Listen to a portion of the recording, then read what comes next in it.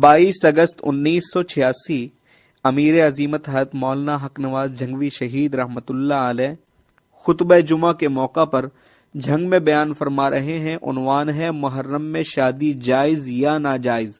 سماعت فرمائیں۔ شکریہ۔ سامعین محترم،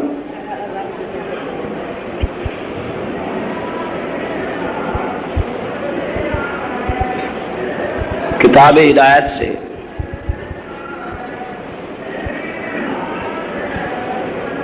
جن آیات کی تلاوت کی گئی ہے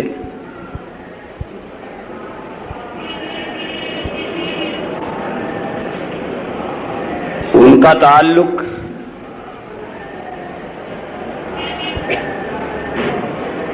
جہاں نبی علیہ الصلاۃ والسلام کی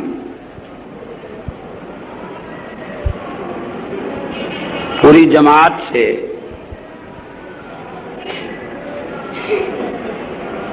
آپ کی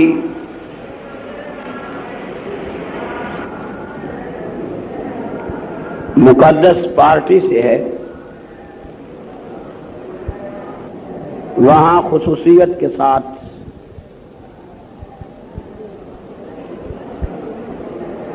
اٹھارہ ذی الحج کو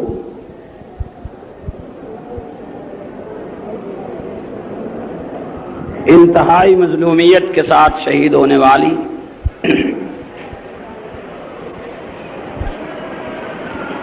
اس ذات گرامی قدر سے بھی ہے جس ذات کو بارگاہ نبوی سے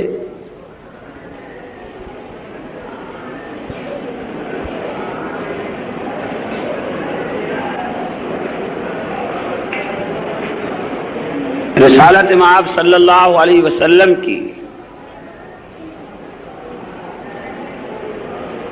زبان وہی ترجمان سے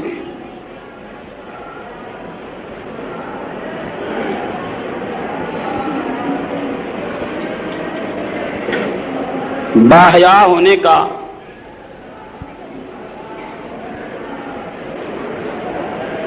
سرٹیفکیٹ مل چکا ہے، اور جس ذات گرامی قدر کو دنیا اسلام میں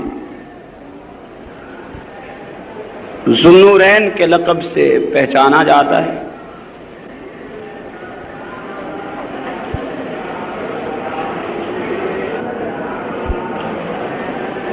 جہاں عموماً میری آج کی گزارشات کا تعلق دیگر صحابہ کرام کی شخصیات کے ساتھ وابستہ ہوگا، وہاں خصوصیت کے ساتھ میں سیدنا عثمان غنی رضی اللہ تعالی عنہ کی ذات گرامی قدر کا تذکرہ کروں گا۔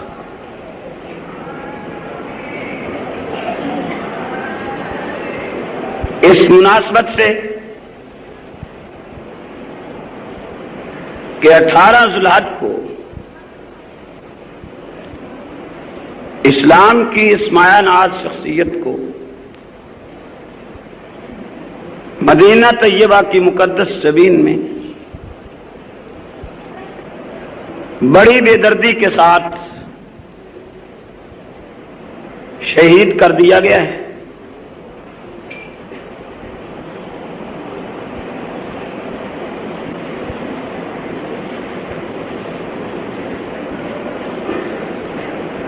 خطیبانہ روایت کہہ لیجئے کہ مختلف تاریخی واقعات اور وہ متعدد ایام جنہیں تاریخی حیثیت حاصل ہوا کرتی ہے، جمعہ کے خطبات میں یا عام اجلاسوں میں ان ایام کا تذکرہ کیا جاتا ہے، تاریخی حقائق و واقعات سے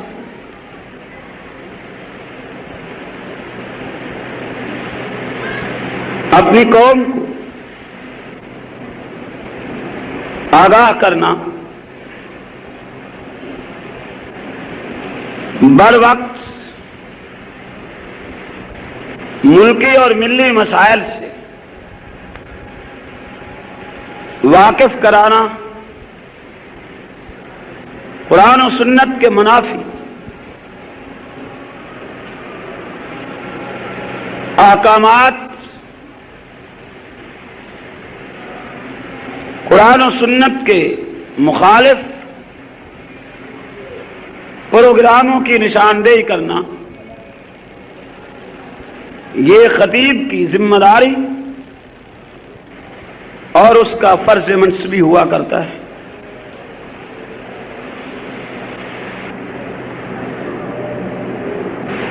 متعدد بار میں اس حقیقت کو آپ کے سامنے پیش کر چکا ہوں کہ در حقیقت خطابت ایک بہت بڑا عہدہ ہے،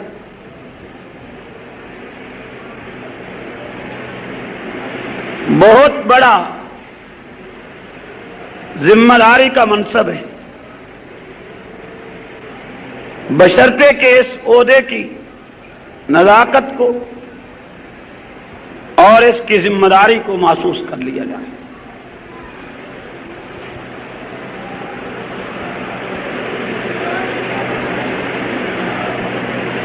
خطیب کی زبان سے نکلے ہوئے الفاظ کو سامعین قرآن و سنت کی ترجمانی سمجھتے،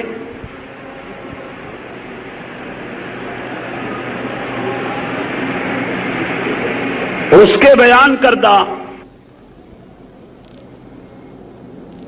حالات و واقعات کو سامعین دین سمجھتے اور اسی کے مطابق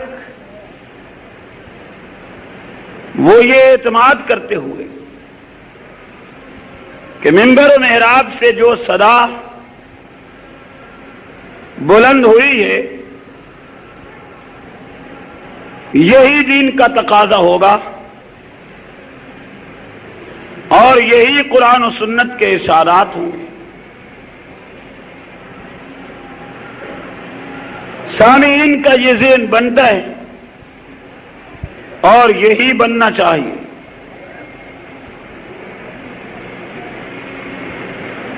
لیکن اگر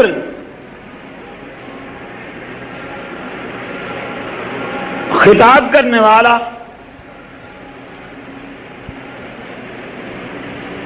قرآن و سنت کی معلومات نہ رکھتا ہو،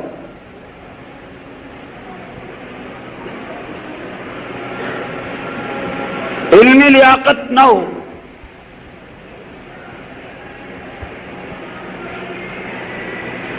اور یہ تمیز نہ رکھتا ہو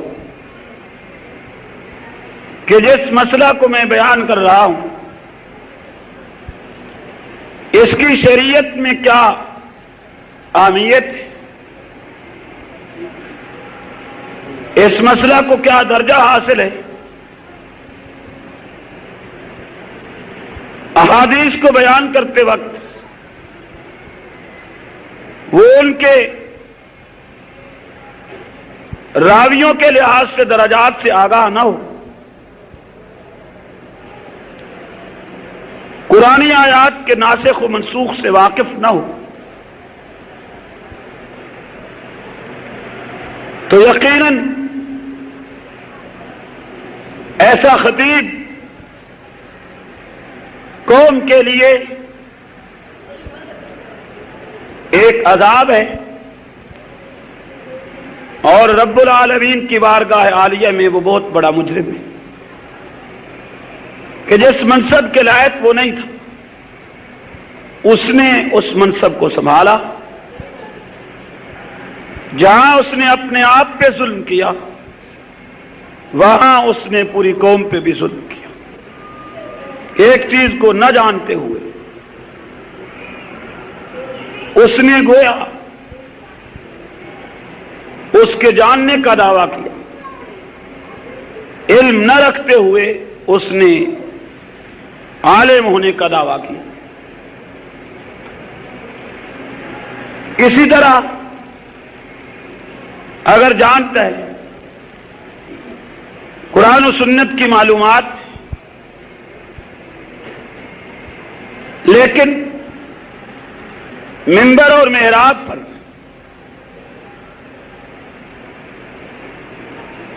دیانتداری کا ثبوت مہیا نہیں کرتا، ذاتی اغراض، ذاتی مفادات، نفسانی خواہشات کے تابع ہو کر کوئی ایسی بات کہتا ہے کہ جس بات کا دین سے اور ملکی اور ملی مفاد سے کوئی تعلق نہیں تھا، تو اس شخص کو یقیناً قومی غدار، اسلام دشمن اور قرآن و سنت کا باقی تصور کیا جائے گا، اور یہ اس قابل کبھی نہیں ہوگا کہ اس کا احترام ایک خطیب کی حیثیت سے کیا جائے یا اسے اس لیے وقت کی نگاہ سے دیکھا جائے کہ وہ منبر و محراب سے آواز بلند کرتا ہے.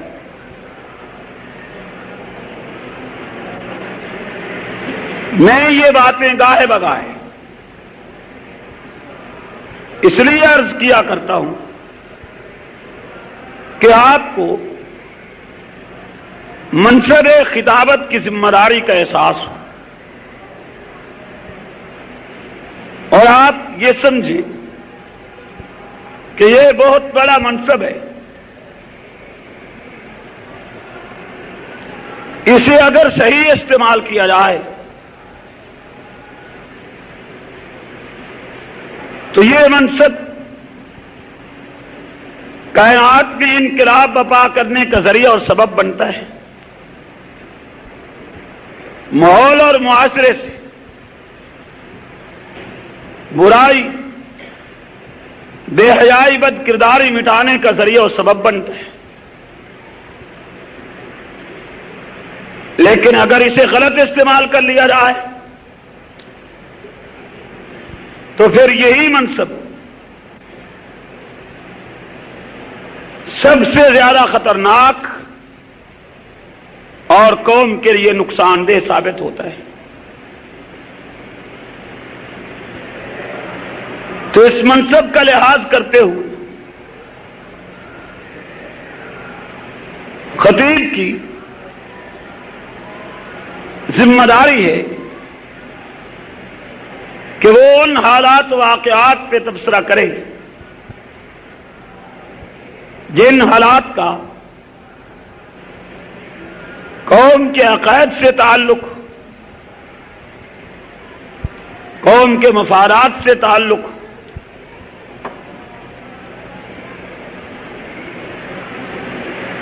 جس سے ملکی اور ملی مفادات وابستہ ہوں. چنانچہ اسی روایت کو برقرار رکھتے ہوئے اور اس منصب کی ذمہ داری محسوس کرتے ہوئے میں آج ملت اسلامیہ کے عظیم فرزند داماد پیغمبر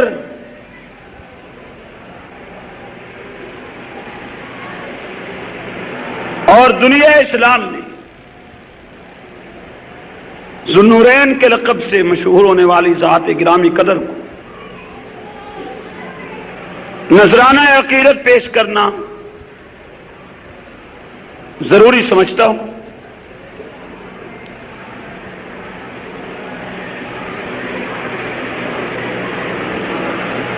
لیکن آگے چلنے سے پہلے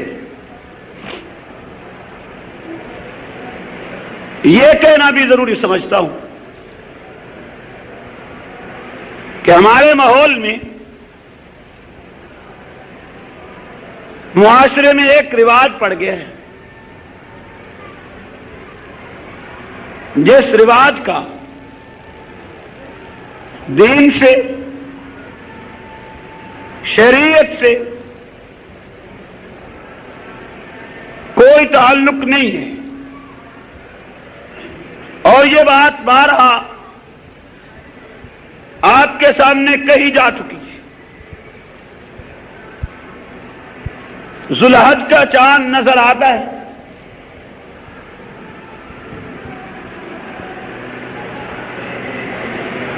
ہمارے ماحول میں، ہمارے معاشرے میں دھڑا دھڑ بڑی تیزی اور عجلت کے ساتھ شادیاں شروع ہو جاتی ہیں۔ پوچھنے پر یہ بتلایا جاتا ہے کہ آگے محرم آ رہا ہے، اس لیے ہر قیمت اسی ماہ میں شادی ہو جانا چاہیے کہ اگلا مہینہ غم کا مہینہ ہے اور اس میں خوشی نہیں ہو سکتی۔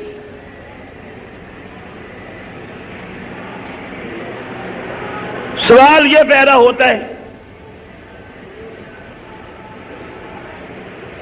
کہ کسی مہینے کو آپ ایک کام کے لیے وقف کر لیں اور دوسرے مہینے کو اس کام کرنے کے لیے ناجائز قرار دے لیں، یعنی وہی کام ایک ماہ میں آپ حلال سمجھ لیں اور دوسرے ماہ میں اسی کام کو آپ حرام سمجھ لیں۔ کیا یہ حلت اور حرمت کا منصب آپ کو سونپا گیا ہے؟ قرآن اور سنت کی واضح ہدایات اس بات کی نشاندہی کرتی ہیں کہ پیغمبر کو بھی حلت اور حرمت کا منصب نہیں سونپا گیا، نبوت کو حرام و حلال بیان کرنے کی ذمہ داری تو سونپی گئی ہے، نبی کی ڈیوٹی یہ تو لگائی گئی کہ آپ حلال چیزوں کا واضح بیان کر دیں، حرام چیزوں کا واضح بیان کر دیں، لیکن یہ منصب نبوت تک کو بھی عطا نہ کیا گیا کہ وہ کسی حلال چیز کو اپنی مرضی سے حرام قرار دے دے اور کسی حرام چیز کو اپنی مرضی سے حلال قرار دے دے۔ یہ محض ایک دعویٰ نہیں، محض خطابت کا جوش اور زور نہیں، قرآن کی واضح ہدایت اور ایک حقیقت ہے۔ رسالت مآب صلی اللہ علیہ وسلم اپنی ایک زوجہ طیبہ کے ہاں کچھ زیادہ دیر اس لیے قیام فرما لیتے کہ وہ طیبہ طاہرہ آپ کے لیے شہد تیار کرتی اور پھر آپ اسے نوش فرماتے۔ اخلاقی تقاضا ہوا کرتا ہے کہ جب آدمی کسی کے ہاں کھانا کھا لے یا کچھ پی لے، بشری تقاضے، انسانی اخلاق اس بات کے متقاضی ہوتے ہیں کہ اگر جانے کو جی بھی چاہتا ہو تب بھی چند لمحات ٹھہر جایا جائے کہ جس نے یہ خدمت کی ہے اس کے ذہن میں یہ تاثر نہ جائے کہ میری محبت کا تقاضا کیا تھا، میرے اخلاق کیا تھے اور اس نے کیا ثبوت مہیا کیا ہے۔ یہ ایک اخلاقی تقاضا ہے۔ تو رسالت مآب صلی اللہ علیہ وسلم شہد نوش فرمانے کے بعد چند لمحات اس اخلاقی تقاضے کو پورا کرنے کے لیے وہاں زیادہ دیر ٹھہر جاتی۔ چنانچہ دیگر ازواج کو بشری تقاضے کے پیش نظر یہ بات ناگوار گزری، انہیں احساس ہوا جس احساس کا انہیں فطری حق تھا، اس لیے انہوں نے اس کو ناگوار محسوس کرتے ہوئے یہ سوچا کہ ہم کسی طرح یہ وقت وہاں سے چھڑوا لیں اور جو ٹائم نبوت وہاں تشریف فرما رہتی ہے یہ ٹائم وہاں نہ لگے۔ اس کے لیے ایک پروگرام ترتیب دیا کہ جب رسالت مآب تشریف لائیں گے ہم ان سے یہ کہیں کہ آپ کے دان اقدس سے مغافیر کا ذائقہ آتا ہے۔ مغافیر ایک بوٹی کا نام تھا جسے رسالت مآب لطیف المزاج ہونے کی وجہ سے استعمال نہیں کیا کرتے تھے۔ چنانچہ جب تشریف لائے آپ کو یہی کہا گیا، آپ کی دو بیویوں نے یک کے بعد دیگرے آپ سے یہی بات کہی کہ آقا آج آپ کے دان اقدس سے مغافیر کا ذائقہ آ رہا ہے۔ نبوت نے جواب میں ارشاد فرمایا کہ تم اچھی طرح جانتی ہو میں نے مغافیر کو کبھی استعمال نہیں کیا، تو اس کا ذائقہ کیسے آ گیا؟ جواب تیار کیا جا چکا تھا اور وہی دیا گیا کہ آقا آپ نے براہ راست تو مغافیر استعمال نہیں کیا، لیکن جو شہد آپ فلاں زوجہ کے ہاں استعمال کرتے ہیں شاید اس میں کہیں سے مل کے آتا ہو اور اس کی وجہ سے اس کا ذائقہ آ رہا ہے اور آپ نے اسے بر وقت محسوس نہ کیا ہو۔ نبی علیہ الصلوۃ والسلام نے یہ بات سماعت فرما کر ایک قسم کھائی اور اپنی ذات کے لیے کھائی۔ فرمایا آج کے بعد میں اپنی ذات کے لیے قسم کھاتا ہوں کہ میں شہد دوبارہ نوش نہیں کیا کروں گا۔ قسم کھا لی اور اپنی دو مقدس مطہر بیویوں کے کہنے پہ یہ قسم کھائی۔ ان بیویوں نے یہ سکین کیوں تیار کی؟ انہیں اس کی کیا شرعی اجازت تھی؟ قرآن و سنت کی ہدایات بتلاتی ہیں کہ اگر خاوند یا بیوی اپنے خاوند کے سامنے یا خاوند اپنی بیوی کے سامنے محبت کے جذبات کو ظاہر کرنے کی غرض سے سفید جھوٹ بول دے تب بھی پیغمبر فرماتے ہیں لیسا کذاب، یہ جھوٹا نہیں ہے۔ کیوں؟ گھریلو زندگی اسی طرح سنور سکتی ہے کہ اس میں کسی بھی لحاظ سے بے چینی نہ آئے۔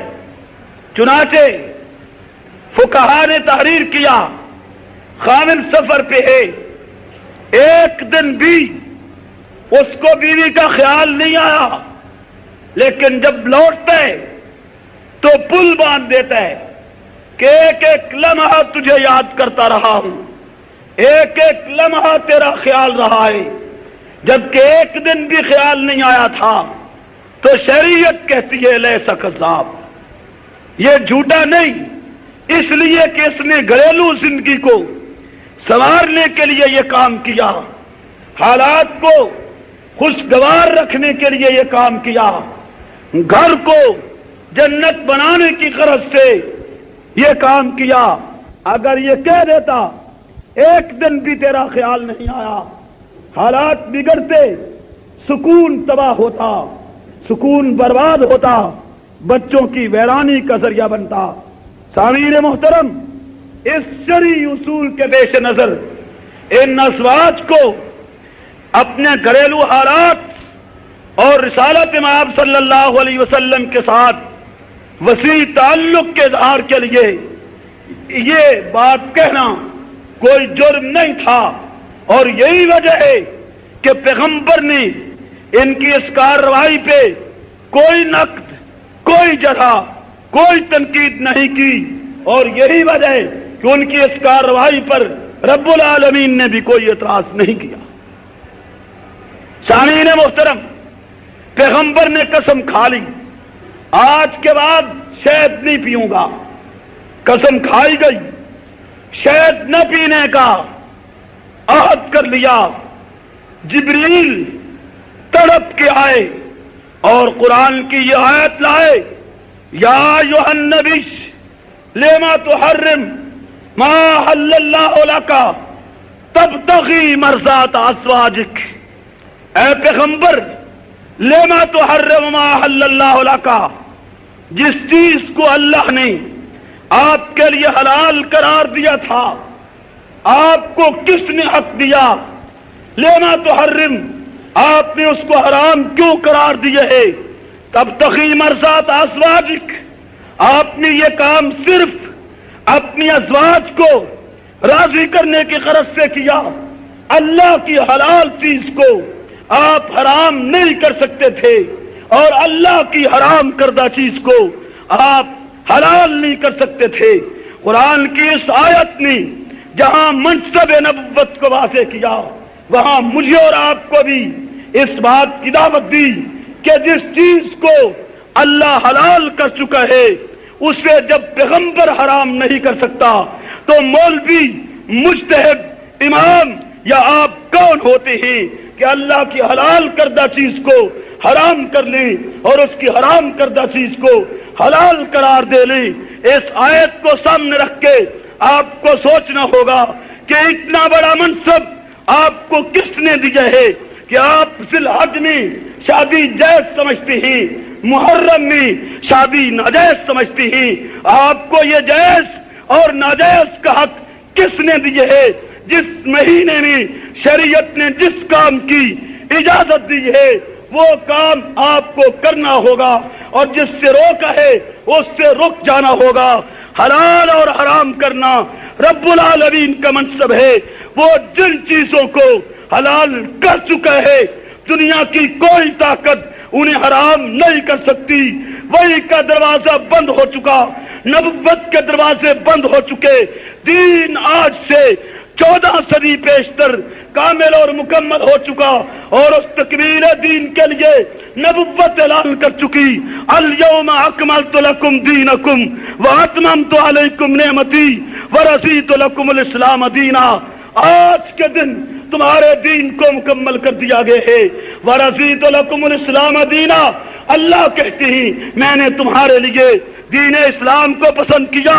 آج آپ کون ہوتے ہیں کہ ذی الحج میں آپ دھڑا دھڑ شادی شروع کر دیں اور محرم میں آپ اسی کو ناجائز سمجھنے لگ جائیں؟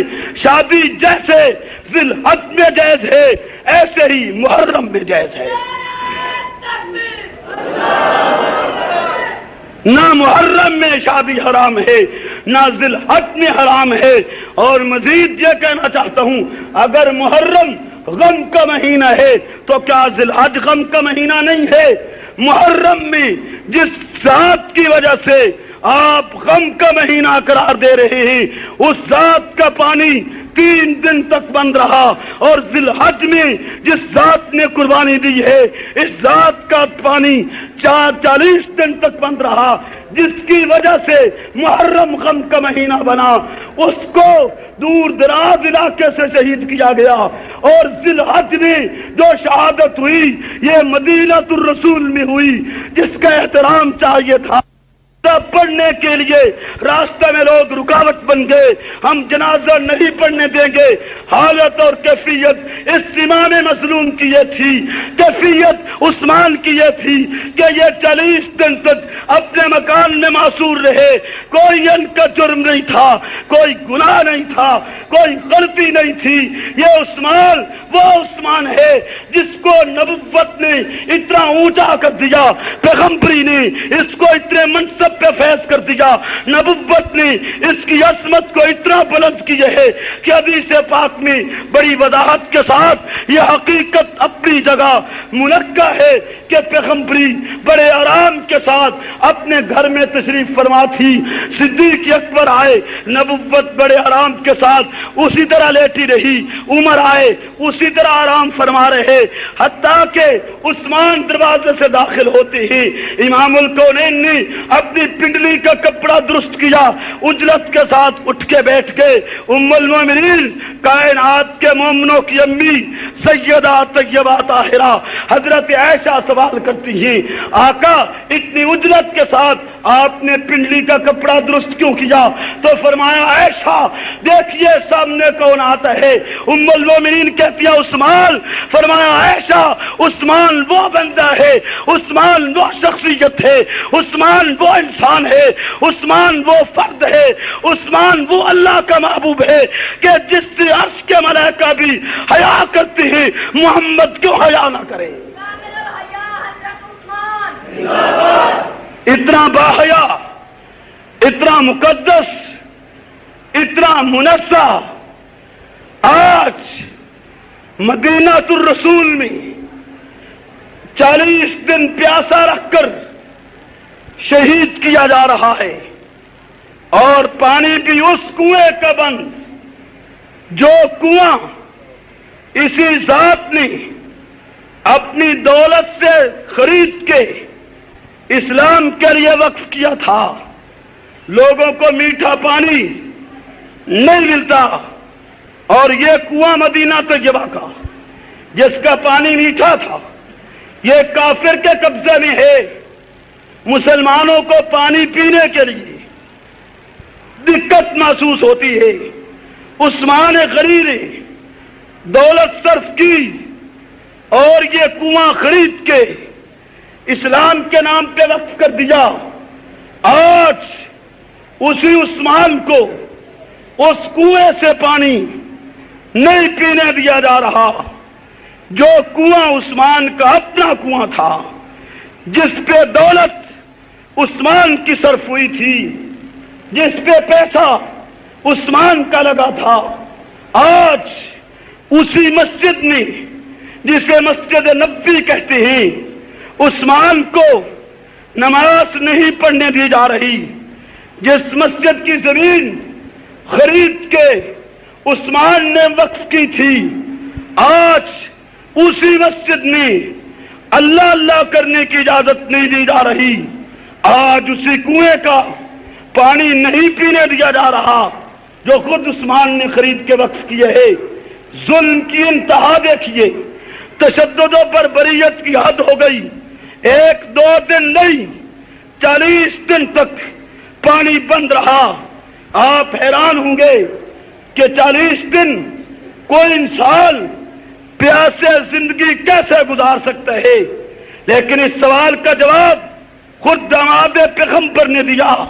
اس سوال کا جواب خود جامع القرآن نے دیا.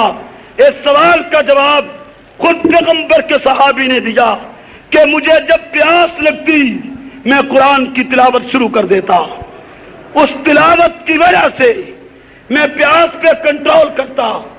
40 دن اسی پیاس کی حالت میں گزر گئے، حتیٰ کہ 40ویں دن جب منافق بلوائی یہودی النسل اسلامی غدار اسلام کا دشمن ملت اسلامیہ اور خلافت راشدہ کا باغی جب تختہ الٹنا چاہتا ہے اور عثمان کی مقدس جان سے ہولی کھیلنا چاہتا ہے، وہ آیا، مکان کے اندر داخل ہوئے، زوجہ طیبہ عثمان غنی نے اس وقت مداخلت کی، دشمن کا وار روکا، اس وار روکنے کی صورت میں حضرت نائلہ کے ہاتھ کی انگلیاں کٹ گئیں۔ یہ وہ انگلیاں تھیں جن کو کاتب وحی معاویہ بن ابی سفیان نے بطور دلیل کے پیش کر کے عثمان کے قتل کا مطالبہ کیا۔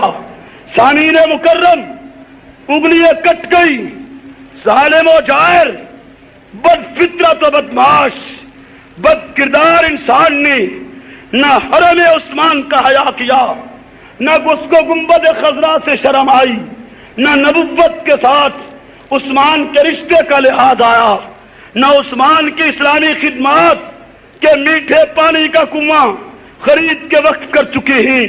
مسجد نبوی کی زمین عثمان نے لے کے دی ہے، اور عثمان ہی ہے کہ جب نبوت نے ایک غزوے کے لیے، ایک جنگ کے لیے چندہ کیا تو عثمان یکے بعد دیگرے کھڑے ہوئے، اتنی دولت نبوت کے قدموں میں ڈھیر کر دی کہ امام الکونین کو کہنا پڑا، عثمان آج کے بعد جو تیرا دل چاہے کر، تجھے کوئی نقصان نہیں ہوگا، آج کے بعد جو تیرا جی چاہے کر، تجھ پہ کوئی گرفت اللہ کی طرف سے نہیں ہوگی۔ وہ عثمان ہے جس کو نبوت نے یہ خوشخبری دی، ان تمام خدمات کو بالائے طاق رکھ کر یہودیت، عیسائیت کا چربا اور منافقانہ اسلام کا لیبل لگا کر عثمان کے قاتلین اندر داخل ہوئے ہیں۔ عثمان غنی قرآن پڑھ رہے تھے، تاریخ کا ایک ایک ورق گواہ ہے، اس بلوائی، اس منافق، اس بے ایمان نے کوشش کی کہ قرآن آگے سے ہٹا دیا جائے۔ ایک دفعہ ہٹایا، اور ہٹایا بھی اس طرح نہیں کہ بڑے آرام اور احترام کے ساتھ، نہیں، ہٹایا بڑی بے ادبی کے ساتھ، ایک طرف رکھ دیا۔ قرآن خود بخود اٹھ کے پھر سامنے آیا، دوبارہ ہٹایا، پھر سامنے آیا۔ تاریخ چیختی ہے، رب کعبہ کی قسم، عرش کے ملائکہ نے دیکھا کہ عثمان کا قاتل، اسلام کا باغی، اسلام کا دشمن غصے سے مغلوب ہو کر قرآن کو پاؤں کی ٹھوکر مارتا ہے۔ یہ ٹھوکر لگی، قرآن چکر کاٹتے ہوئے پھر عثمان کے سامنے آیا۔ بالآخر قاتل اسی حالت میں شہید کرنے پہ مجبور ہوئے، اور جب عثمان کو شہید کیا گیا، آپ کے لہو کے قطرات قرآن کی اس آیت پہ گرے، فَسَيَكْفِيكَهُمُ اللَّهُ۔ آج بھی وہ قرآن آپ کی لاہور، پاکستان، پنجاب پبلک لائبریری میں اس کی فوٹو کاپی موجود ہے، اور اس آیت پہ عثمان کے لہو کے قطرات کے جو چھینٹے تھے ان کی فوٹو آج بھی موجود ہے۔ میں اپنی آنکھوں سے اس قرآن کی زیارت کر چکا ہوں، اس کی فوٹو کاپی کی۔ آپ کا دل چاہے آپ بھی پنجاب پبلک لائبریری سے اس قرآن کی زیارت کریں جو نسل بعد نسل شاہیوں کی گویا بادشاہوں کی وساطت سے آپ تک اس کی فوٹو کاپیاں پہنچ گئی ہیں۔ عثمان کتنا مظلوم ہے، 40 دن پیاسا رہا، نبی کے شہر میں موجود ہے، پیغمبر کے پڑوس میں ہے، قرآن کی تلاوت کر رہا ہے، صحابہ کہتے ہیں ہم دفاع کرتے ہیں، عثمان کہتے ہیں میں اپنے نبی کے پیارے شہر میں کبھی خون ریزی نہیں چاہتا، معاویہ بن ابی سفیان کہتے ہیں منافقت کو جڑ سے اکھیڑ دوں گا، معاویہ کہتے ہیں یہودیت کا بیج مٹا دوں گا، معاویہ کہتے ہیں اجازت دی جائے شام سے فوجی آ کے آپ کا دفاع کرتی ہیں۔ اسلام میں معاویہ ایک ایسا سربراہ ہے جو سیاسی بصیرت میں کمال رکھتا تھا، جو سیاسی بصیرت میں اہم مقام پہ فائز ہے۔ وہ درخواست کرتی ہیں امیر المومنین داماد پیغمبر اجازت دیجئے شام کی فوجیں لا کے یہاں صف بستہ کھڑی کر دیتا ہوں، دیکھتا ہوں کون سی طاقت آپ کی طرف انگلی کرتی ہے، لیکن عثمان قربان جاؤں تیرے حرم رسول کے احترام سے۔ فرمایا عثمان نہیں چاہتا کہ نبی کے شہر میں خون ریزی کرائے، اپنی جان دے سکتا ہوں لیکن یہ برداشت نہیں کروں گا کہ اس شہر میں قتل و غارت ہو اور میرے آرڈر سے ہو۔ پھر درخواست ہوئی عثمان چاہیے آپ شام چلیں، میں آپ کا وہاں تحفظ کر لوں گا، آپ مدینہ طیبہ چھوڑ دیں۔ عثمان جواب میں کہتے ہیں معاویہ میں آپ کا شکر گزار ہوں لیکن آخری عمر میں آخری وقت میں نبی کا پڑوس نہیں چھوڑنا چاہتا، جان دے دی، نہ نبی کے شہر میں خون ریزی کرائی اور نہ ہی نبوت کا پڑوس چھوڑا۔ چلتے ہوئے واقعہ عرض کرتا جاؤں، خطیب پاکستان قاضی احسان احمد مرحوم رفیق امیر شریعت بیان کیا کرتے تھے کہ میں جب حج پہ گیا مدینہ طیبہ میں ایک بچہ جو لاوارث لگتا تھا، حاجی لوگ گوشت کھا کے ہڈیاں چوس کے پھینک دیتے، وہ بچہ اٹھا کے انہیں کو چوستا، گزارا کرتا، کبھی کوئی حاجی صاحب کھانا کھلا دیتا، نہیں تو اس کا گزارا اوقات یہی ہے۔ میں نے جتنے دن وہاں گزارے اس بچے کو ساتھ بٹھانا شروع کیا، کھانا کھلایا۔ جب واپسی کے دن آئے اس بچے سے یہ کہا میں آپ کو پاکستان لے چلتا ہوں، وہاں آپ کو اپنی اولاد کی طرح رکھوں گا، آپ یہاں کتنی مشکلات میں زندگی گزار رہے ہیں، حاجی لوگ ہڈیاں ڈال دیتی اور تو اس کو چوس کے گزارا کرتے ہے۔ قاضی احسان رو کے فرمایا کرتے تھے۔ بچے نے مجھ سے سوال کیا مولوی صاحب کیا ایسا روزہ بھی وہاں نظر آئے گا، پاکستان میں یہ گنبد نظر آئے گا؟ قاضی کہتی میں نے کہا بیٹا یہ تو یہی ہے، دنیا کے اور کسی خطے میں نہیں۔ تو وہ بچہ کہتے ہے کہ یہ روزہ نہیں چھوڑا جا سکتا، یہی زندگی گزار دوں گا۔ سامعین محترم، عثمان نے نبی کا روزہ نہ چھوڑا، عثمان نے پڑوس سے پیغمبر نہ چھوڑا، عثمان نے 40 دن تک پیاس برداشت کی لیکن فوج استعمال نہیں کی، عثمان نے 40 دن تک محاصرہ برداشت کیا لیکن فوجی کارروائی کی اجازت نہیں دی، قتل و غارت اور خون ریزی کے لیے آمادہ نہ ہوئے۔ 18 ذی الحج کو یہ عظیم ثبوت اللہ کے ہاں پہنچتے ہیں، 18 ذی الحج کو اسی عظیم شخصیت کی شہادت ہوئی ہے۔ آپ ذی الحج کو غم کا مہینہ نہیں کہتے، محرم کو غم کا مہینہ کہتے ہیں۔ ایک سنی کی حیثیت سے آپ اس حماقت میں مبتلا کیوں ہیں؟ اگر غم کے مہینے کی وجہ سے شادی روکنا ہے ذی الحج میں بھی روک لیجئے، یہ مہینہ بھی غم کا مہینہ ہے۔ اور مجھے کہنے دیجئے میں محرم کو ذی الحج سے زیادہ غم کا مہینہ نہیں مان سکتا۔ محرم میں بھی ظلم ہوا، حسین پہ محرم میں ظلم ہوا، نواسہ رسول پہ، اور ذی الحج میں ظلم ہوا داماد پیغمبر پہ، رقیہ کے خامن پہ، ام کلثوم کے خامن پہ، باحیا عثمان پہ، ذوالنورین پہ، جامع القرآن پہ، مسجد نبوی کی زمین دینے والے پہ، نبوت کے قصبات میں دولت کے ڈھیر لگا دینے والے پر 18 ذی الحج کو ظلم ہوئے۔ 40 دن پانی بند رہا ہے۔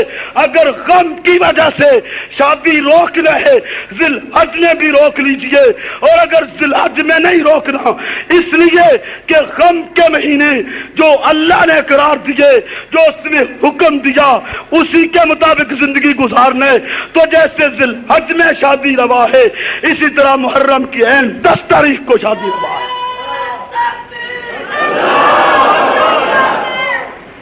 میری بات آپ کو سمجھ آ رہی ہے نہیں آ رہی؟ جن کو سمجھ آئی ہو ہاتھ کھڑا کریں۔ آپ کسی حلال کو حرام کرنے کے مجاز ہیں؟ اونچی آواز سے، سارے نہیں بولتے۔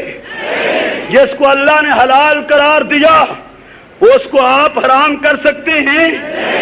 جس کو اللہ نے حرام کیا اس کو آپ حلال کر سکتے نہیں؟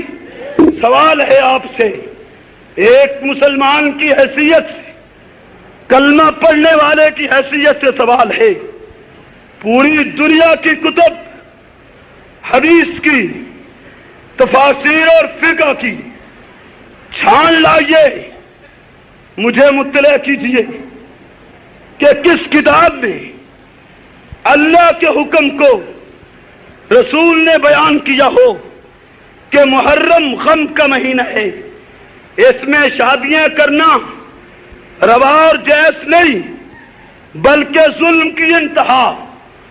کچھ لوگ سنی العقیدہ ہو کر یہ مسئلہ بھی پوچھتے پھر رہے ہوتے ہیں کہ ان 10 دنوں میں اپنی زوجہ سے ازدواجی تعلقات رکھے جا سکتے ہیں یا نہیں؟ حد ہو گئی بے زمینی کی، حد ہو گئی دین سے دوری کی، حد ہو گئی دین سے غفلت کی۔ تو یہ تو نہیں پوچھتا کہ جس دن نبی کی وفات ہوئی اس دن ازدواجی تعلقات رکھنے ہیں یا نہیں رکھنے؟ تو یہ تو نہیں پوچھتا جس دن عثمان شہید ہوئے اس دن ازدواجی تعلقات رکھنے ہیں یا نہیں رکھنے؟ تو یہ تو نہیں پوچھتا کہ جس دن حضرت حمزہ کا مسئلہ کیا گیا، ان کی ناک کاٹی گئی، کان کاٹے گئے، کلیجہ نکالا گیا، کلیجہ نکال کے اس کے ہار بنا کے گلے ڈال لیے گئے، تو اس دن تو نہیں پوچھتا کہ ازدواجی تعلقات قائم رکھنے ہیں یا نہیں رکھنے؟ تو شہداء بدر کی تاریخ شہادت نہیں جانتا، شہداء احد کی تاریخ شہادت نہیں جانتا، عثمان کے یوم شہادت کو بھی تو یہ مسئلہ نہیں پوچھتا، علی کے یوم شہادت کو بھی تو یہ مسئلہ نہیں پوچھتا، خود خاتم الانبیاء کے یوم وفات کو بھی یہ مسئلہ نہیں پوچھتا، آخر محرم میں یہ مسئلہ تو نے کہاں سے نکال لیا؟ شریعت تیرے باپ کی نہیں، شریعت وہ ہے جسے آمنہ کے لال نے پتھروں کے سائے میں بیان کیا ہے۔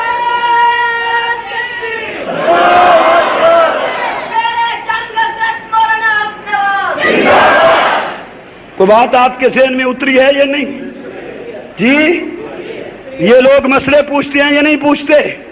اونچی آواز سے، محرم کے مہینے میں آپ کسی چیز کو حرام کر سکتے ہیں؟ حلال چیز کو آپ کو حرام کرنے کا حق ہے؟ قطعاً نہیں۔ شادی جیسے ذی الحج میں جائز ویسے ہی محرم میں۔ اونچی آواز سے، جو اونچی آواز سے نہیں کہے گا میں اسے سنی تصور نہیں کروں گا۔ ڈرتے کس سے ہو؟ حلال کو تم حرام نہیں کر سکتے اور حرام کو تم حلال نہیں کر سکتے۔ سامعین محترم، اب اگلی بات کہنا چاہتا ہوں، شادی کا ایک تصور تم نے قائم کیے ہے، شادی کا ایک تصور شریعت نے قائم کیے ہے۔ جو تصور تم نے قائم کیا وہ تھیٹر کا تصور ہے، وہ طبلے اور گھڑے بجانے کا تصور ہے۔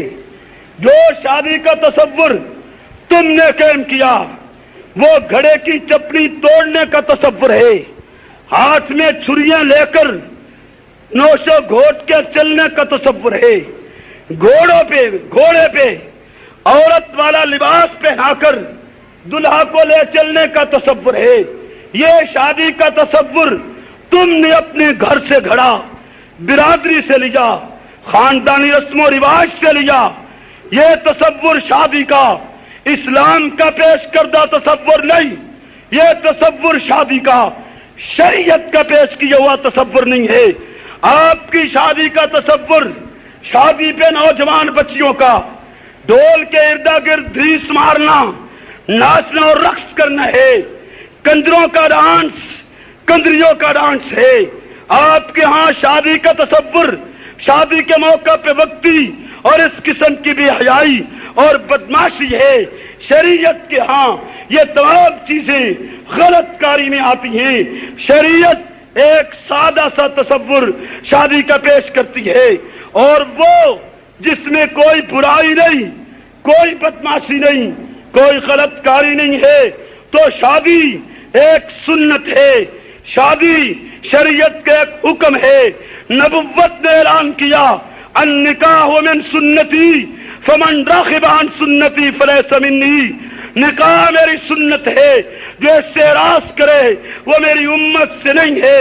جب نکاح ایک سنت ہے، ایک شادی شریعت کا حکم ہے، تو کوئی وجہ نہیں کہ محرم کے مہینہ میں، جس مہینے کی 10 تاریخ کو پیغمبر کا نواسا اسلام کی بلندی کے لیے، شریعت کے علف کے لیے، دین کی اشاعت کے لیے جان کا نذرانہ پیش کرتا ہو، اسی مہینے کو آپ شریعت پہ عمل کرنا چھوڑ دیں، اسی مہینے کو آپ شریعت کے لیے الگ کر لیں۔ حسین قرآن کے لیے، سنت کے لیے، دین کے لیے، اسلام کے لیے، شریعت کے لیے قربانی دے گئے ہیں، لہذا جب شادی سنت ہے، یہ محرم میں بھی ادا کی جا سکے گی، ذی الحج میں بھی ادا کی جا سکے گی، باقی مہینوں میں بھی ادا کی جا سکے گی۔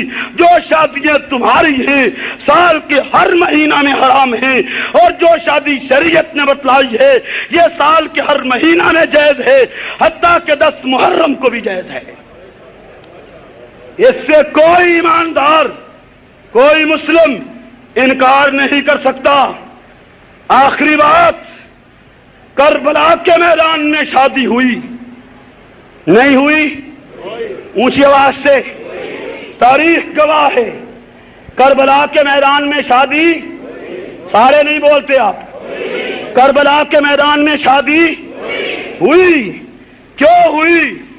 وہ خاندان تھا جو بچی جوان ہونے کے بعد ایک لمحہ بھی توقف اپنی غیرت اور حمیت کے خلاف سمجھتا تھا۔ یہ نہیں کہ جب تک کروڑوں روپے کا جہیز نہ ملے تو بچی کی شادی نہ کی جائے، اور اس کو ذلیل کر کر کے، اس کی عمر برباد کر کے، اس کی عمر کا ستیاناش کر کے اس کو گویا اس کی شادی کی جائے۔ بلکہ اگر آپ ناراض نہ ہوں تو ایک بات مذہبی غیرت، مذہبی حمیت کے تحت کہتا ہوں کہ میرے ملک میں بعض وہ گھرانے بھی ہیں کہ جن کے مکان کی پشت پر بچیوں کی وجہ سے قبرستان بن چکا ہے، اور وہ بے غیرت، وہ بے ضمیر اب بھی اس تگودو میں ہیں کہ جہیز زیادہ ملے تو بچی بیاہی جائے۔ اسے یہ نظر نہیں آتا کہ بچی اپنے اخلاقی کیریئر کو کتنا برباد کر چکی ہے۔ اس کی بچی پہ نگاہیں لگانے والے کس کس چوک اور کس کس چوراہے پہ کھڑی ہیں، وہ دلہ جانتے ہوئے، وہ بے ضمیر جانتے ہوئے، وہ بے غیرت جانتے ہوئے بچی کی عمر برباد کر رہا ہے، اپنی قبر انگاروں سے بھر رہا ہے، اور جہیز کی ٹوہ لگائے بیٹھا ہے۔ اسلام اس کو قتل برداشت نہیں کرتا۔ یہی وجہ تھی کربلا کا میدان سختی کا میدان تھا، شدت کا میدان تھا، دشمن سے لڑائی جاری تھی، لیکن بچی جوان ہوئی تو شادی میں تاخیر نہیں کی گئی، اور فوری طور قاسم کی شادی کر دی گئی۔ اور آج ایک طبقہ خود اس بات کا اقراری بھی ہے کہ شادی قاسم دی ہوئی جن کپڑے پائے کالے، ایک طبقہ اس کا اقراری بھی ہے، بڑی وضاحت کے ساتھ اقراری ہے کہ شادی تو ہوئی لیکن برات نے لباس سیاہ پہنا ہوا تھا۔ مجھے اس سے باس نہیں لباس سیاہ تھا یا سفید، لیکن یہ ماننا پڑے گا کہ شادی ہوئی، نہیں ماننا پڑے گا؟ اونچی آواز سے یہ ماننا پڑے گا کہ شادی ہوئی۔ کیوں؟ شادی شریعت کا حکم ہے۔ کسی حکم کو کسی ماہ میں اپنی مرضی اپنی خواہش سے معطل نہیں کیا جا سکتا۔ میری آپ سے یہ درخواست ہے، رواج چھوڑیے، سنت اپنائیے، اللہ کی حلال کردہ چیز کو حرام مت کیجیے، اس کی حرام کردہ چیز کو حلال مت کیجیے۔ زندگی رہی تو آئندہ جمعہ عثمان غنی کے فضائل آپ کی مدح و منقبت پہ سیر حاصل گفتگو کروں گا۔ حق تعالی بیان کی توفیق عنایت فرمائے۔ وآخر دعوانا الحمدللہ رب العالمین۔